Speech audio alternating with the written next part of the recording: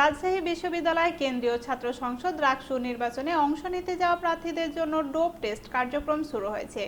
বৃহস্পতিবার সকাল ৯টা থেকে বিশ্ববিদ্যালয়ের চিকিৎসা কেন্দ্রে নমুনা টেস্ট সংগ্রহ শুরু হয়।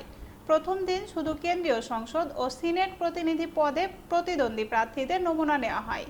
দুপুর ১২টা পর্যন্ত চলে এই কার্যক্রম। বিশ্ববিদ্যালয় কর্তৃপক্ষ জানায়, আগামী ১ সেপ্টেম্বর পর্যন্ত প্রতিদিন সকাল ৮টা থেকে বেলা ১১টা পর্যন্ত প্রার্থীদের নির্দিষ্ট সময় অনুযায়ী মেডিকেল সেন্টারে গিয়ে ডোপ টেস্টের জন্য নমুনা দিতে হবে। এ সময় ব্যাংক স্লিপ প্রদর্শন বাধ্যতামূলক, যেখানে প্রার্থীর নাম, শিক্ষার্থীর আইডি ও মোবাইল নম্বর উল্লেখ থাকবে। তবে রাকসু হল সংসদ ও সিনেট প্রতিনিধি প্রার্থীদের টেস্ট খরচ বহন করবে বিশ্ববিদ্যালয় নির্বাচন কমিশন। এদিকে রাকসু নির্বাচনের জন্য নতুন তফসিলি ঘোষণা করেছে নির্বাচন কমিশন।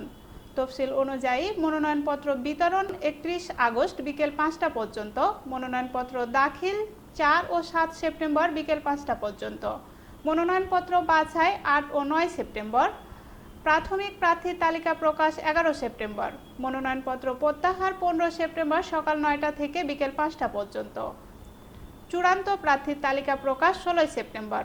সবশেষে ভোট গ্রহণ অনুষ্ঠিত হবে ২৫ সেপ্টেম্বর সকাল ৯টা থেকে বিকেল ৪টা পর্যন্ত। ভোট শেষে সেই দিনই গণনা করে ফলাফল ঘোষণা করবে বলে জানিয়েছে নির্বাচন commission. Saima Khatun, CN Bangla news desk.